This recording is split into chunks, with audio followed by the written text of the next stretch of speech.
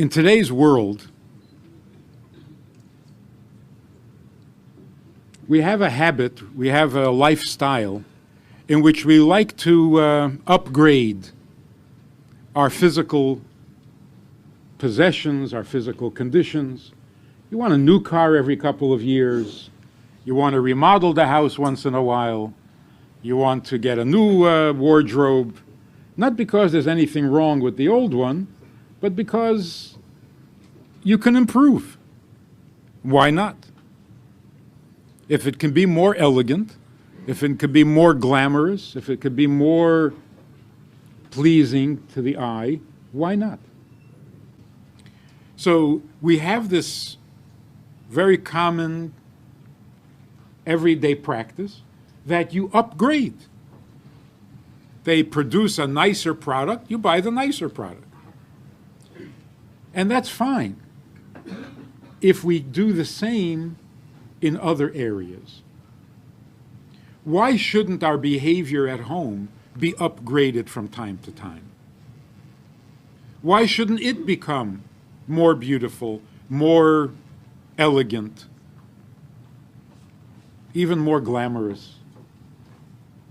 So if we balance that and we improve across the board in all areas, life would be very good.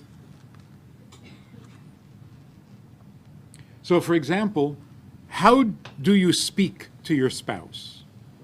What tone do you use? It's important. I remember this woman told me that she and her husband, they can't seem to agree on anything. And she says, you know, I tell him that he shouldn't do that, and I explain to him why it's not good for him to do that, and he keeps doing it anyway. And I said, excuse me, your finger is bothering me. I said, you're not a kindergarten teacher by any chance? She said, yeah, I teach first grade. I said, I think I know what your problem is. You talk to your husband with the same tone and the same gestures as you use in the classroom. I wouldn't listen to you either. So what tone do you use when you speak to your spouse? Whatever it is, even if it's good and proper and so on, doesn't it need an upgrade every now and then? Can it use a little improvement? Like, for example, you call your spouse from the other side of the house.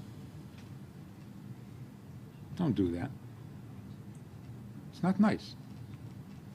You want to talk? Go to where your spouse is and talk. A dog, you call. So it may be totally innocent. It doesn't mean anything. You're not being disrespectful. But if you upgrade, then that wouldn't happen. If the tone becomes more elegant, more dignified, more respectful, it can only help the relationship across the board. And something as small as that can have an amazingly positive effect. You probably heard the story. When I first came to Minnesota, straight out of Crown Heights, out of Yeshiva, I went to this guy's house to invite him to come for a Shabbaton. I'm sitting there talking to him, a Minnesotan, typical out-of-town Jew. And I'm telling him about Chabad house, the Shabbos, he should come with his wife. His 12-year-old daughter comes into the room. And she says, are we going or not? And he says, go ask your mother. So she says, it's almost a predictable, typical conversation. She says, I asked her. She said to ask you. Pretty normal, right? Rather harmless. But I wasn't used to that language. And it bothered me. I've gotten used to a lot worse. But at that time, I was still innocent, and it bothered me. And without thinking, I said to her, you know, you don't refer to your mother as she. She said, and this girl gives me this look like, did I ask you? You know, that only a teenager can. So, wasn't my business. Okay, fine. Anyway, later that night, the father calls me and says, I want to thank you what you did today. I said, what did I do? I invited you to come for Shabbos. Are you coming? He says, no, what you said to my daughter. I thought he'd be angry about it. He says, an amazing thing happened. When our son came home, 10-year-old, I heard my daughter say to him, you know, you're not supposed to say she about mom. And the atmosphere in the home has changed. Which basically means the children now feel like they are the children in the family, and the parents now feel like they are the parents in the family. Before that, it wasn't very clear. The definitions, the relationships, the roles were not clearly defined. And now that they have this awareness, you can't just say she about your mother. Wow, that means she's really a mother. And if I don't say it, then I'm really being a daughter. It changed the atmosphere in the home. Little things, but proper things, make all the difference in the world. There's this woman, child psychologist, wrote a book, maybe you've seen it, Blessings of a Skinned Knee. Anybody?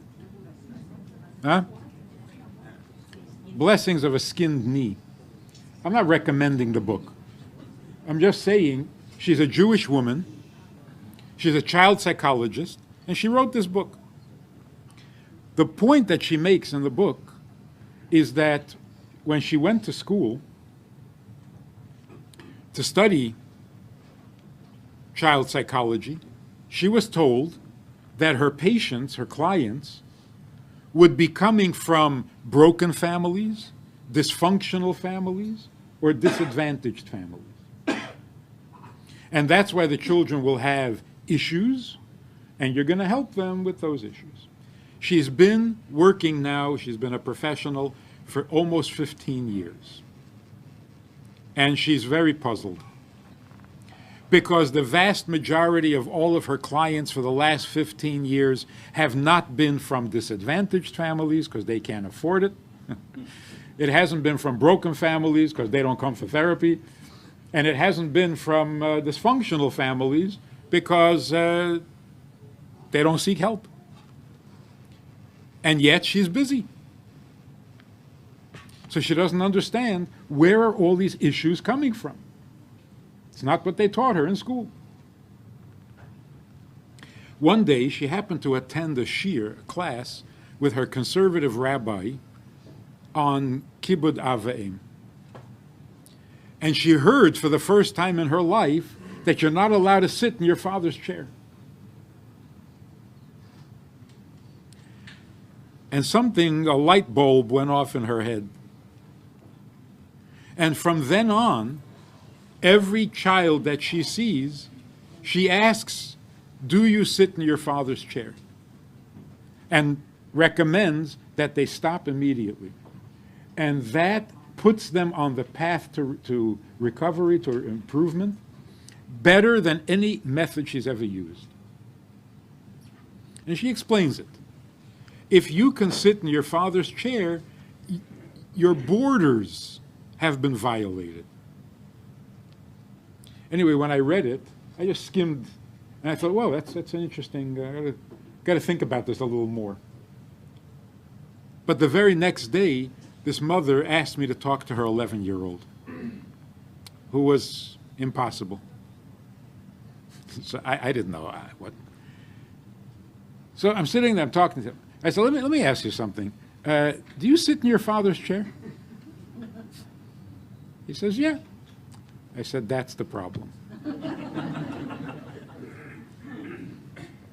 He said, why? I don't know. Sounded good. So let me ask you a different question. Does your dog sit in your father's chair? He says, yeah. I said, that's a problem. He says, why? I said, I don't know.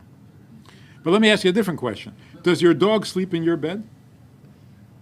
He says, yes. What's the problem? I said, if you came home from a baseball game and you have a bat in your hand and you walk into the house and your father and your dog are killing each other, who are you going to hit?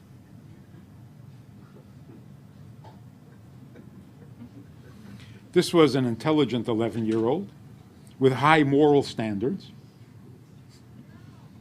So he said, listen to this, he said, oh, it depends on who started it.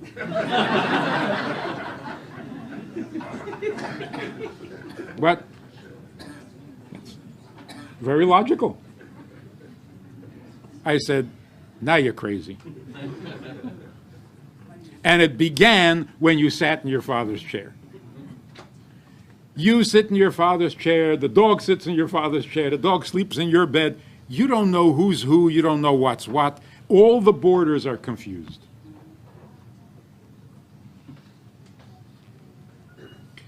By simply recognizing that you don't talk to your mother with the same word or the same tone that you use with a friend, the family can become healthy just from that alone. Because it starts to feel like a family.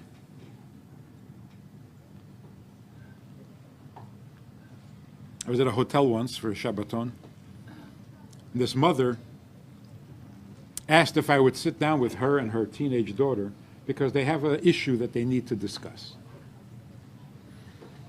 The girl is going out with a guy. The mother doesn't like this guy. He's not good. He's not reliable, whatever. Blah, blah. And they're arguing about it. So they want to sit with me and work it out. We sit down, and the mother starts telling me about how she's raising the daughter by herself, how hard that is. And now with this boyfriend that she really doesn't trust and doesn't like, and she starts to cry. The mother starts to cry. I look at the daughter, 16-year-old, 17-year-old. I look at the daughter, and she rolls her eyes. The mother's crying again. Here goes. So I got up, and I said, I'm sorry, I can't. And I left. The mother calls me to the room and says, we didn't even get to talk about the boy. Why did you leave? I said, there's really nothing to talk about. You're not her mother. She's not your daughter. So it's none of your business who she dates. She says, that's what she says. She rolls her eyes when you cry. She's not your daughter. And you don't notice it because you're so used to it. You're not a mother. So who she's dating is the least of your problems.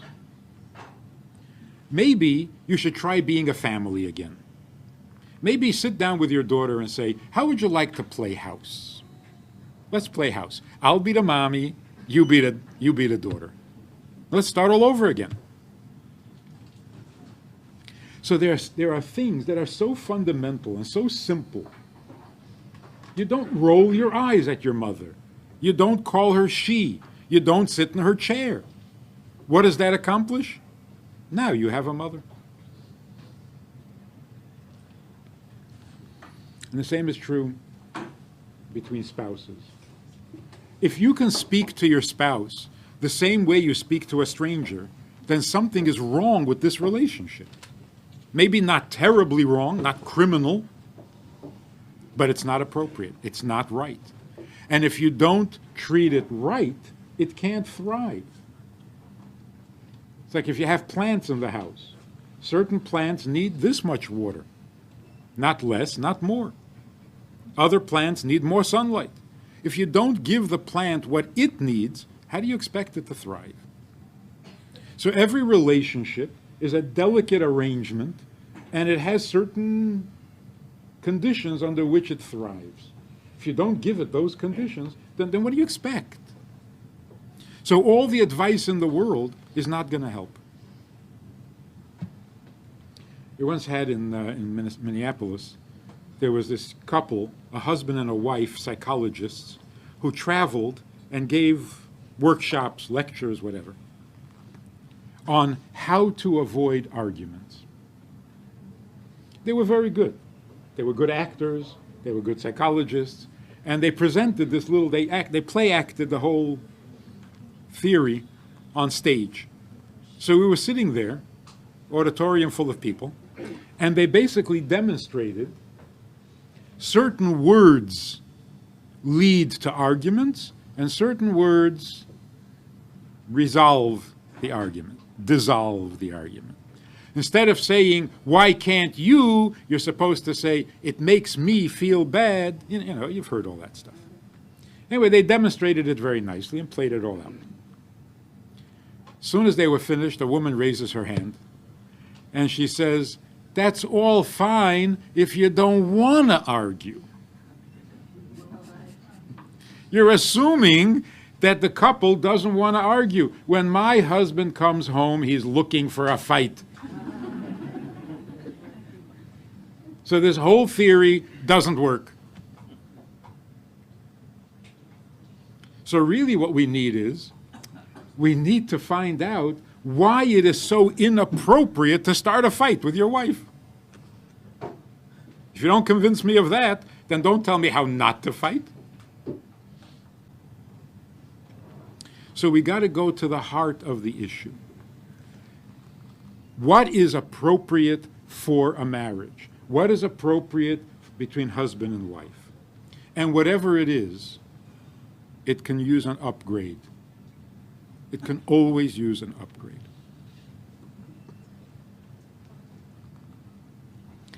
And nobody needs to tell you what that upgrade could be, because it's not complicated. It's not complicated. There's a tone, and you know what that tone is, because you hear it in other people, and it really grates on the ears.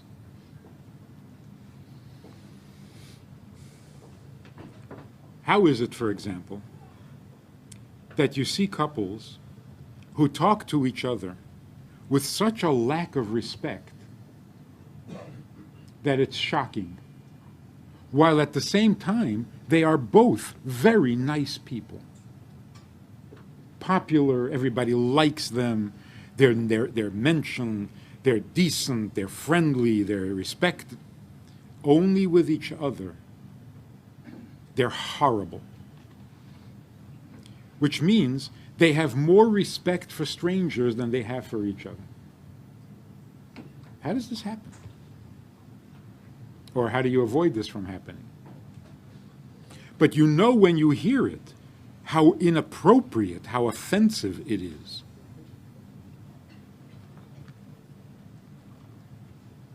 So something as simple as you're sitting by a table with other people, and your wife says something, and you say, oh, stop it, you don't know what you're talking about.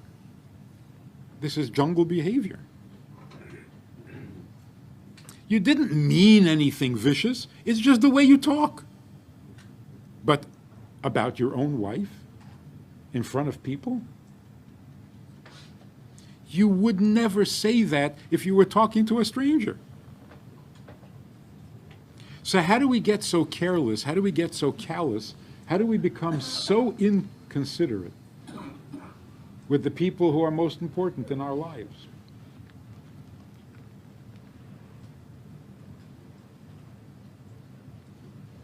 There is, of course, that famous saying that familiarity breeds contempt. You've become too familiar. You're too comfortable with each other. And when you get to be comfortable with each other, it breeds contempt. Contempt is an ugly word. And yet, there's some truth to that. Familiarity breeds ugliness. So how is a couple, a married couple, how are they supposed to avoid becoming familiar? Shouldn't they be familiar? They're supposed to remain strangers? So there's a certain familiarity that bonds people, makes them closer. And there's a certain familiarity that destroys all decent feelings. When the Frierdiker Rebbe was looking for a secretary, for a maskil, the people the Rebbe wanted didn't want. Because they were afraid that the familiarity of being in the Rebbe's room day in and day out would somehow ruin the edelkeit and the holiness that they're supposed to feel, and it would damage their feelings as a chassid. There's a certain kind of familiarity that is not healthy. It's not even nice. And we have to identify what that familiarity is and avoid it at all costs. If we want to trace the problem back to its source, it begins with our own parents. How did we speak to our parents? Did we use the proper tone with them? In other words, are we in the habit? Have we trained ourselves? Are we familiar with the different tones that you use with different people? The respectful tone that we use with parents would, of course, help when we get married. We transfer that respectful tone to our spouse. If we didn't have it with our parents, where would it suddenly show up? Why would we suddenly get it? But even if we don't have the habit, we certainly know right from wrong, and it's not a difficult thing to introduce the right tone when we speak to each other. People go for therapy often because they feel that they have some serious, deep problems. And they're intimidated by their own problem. Sometimes, instead of looking for an answer to the big problem, if we simply make the right adjustments, it resolves itself. So, in our lives today, our physical surroundings, our physical circumstances have been upgraded many times. We live decent lives, which is a very good thing. We have clean homes, we have nice clothes, we have decent cars. I can't remember the last time somebody asked me to jumpstart their car. 10 years ago? 10 years ago, it was a daily thing.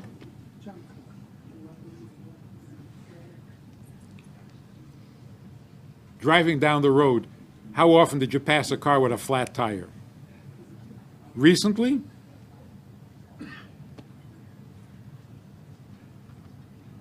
So we've upgraded, which is a good thing. In fact, that itself might solve a marriage problem. If the house is not upgraded, it could cause a deterioration in the whole relationship. So, Baruch Hashem, our lives have been upgraded. I remember visiting the first shliach that I've ever, out-of-town shliach, in Wisconsin. He lived in an apartment, and the kitchen sink was hanging off the wall by a thread. And that was normal. We've come a long way. So our physical surroundings, our physical conditions have been upgraded. They're decent, they're dignified, they're clean. It's nice. It's time to upgrade our language, time to upgrade our communication, time to upgrade our consideration of each other. Got to keep pace. One final thing. Any time that you want to criticize, whether it's your child or your spouse, wait till the next day. Wait till the next day.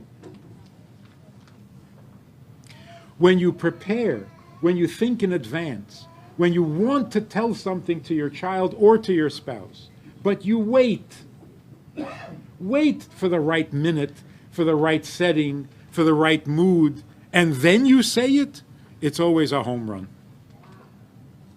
But if you say it the minute you feel it, not only doesn't it help, it creates uncomfortable feeling.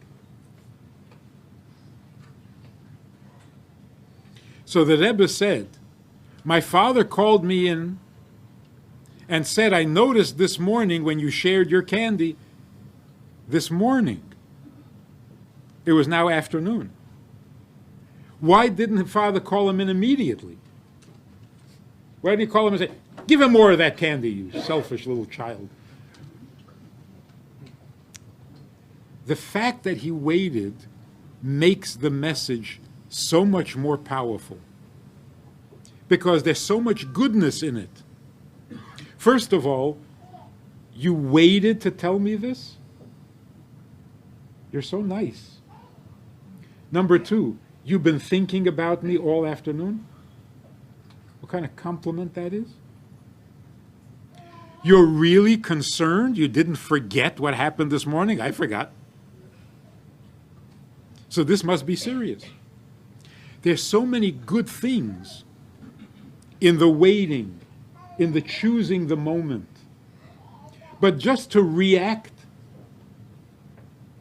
you're not even trying to teach. You're not even making an attempt at chinuch. You're just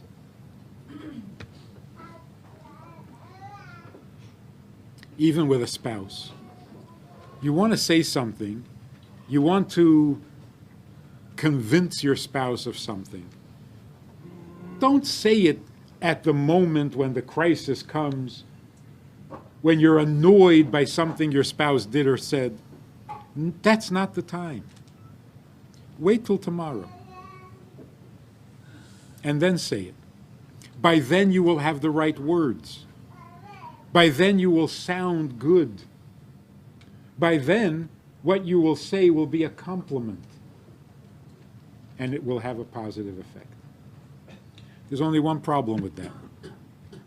If you wait until tomorrow, you won't say it. You'll forget. Somebody once asked in a class, is it okay to spank your children?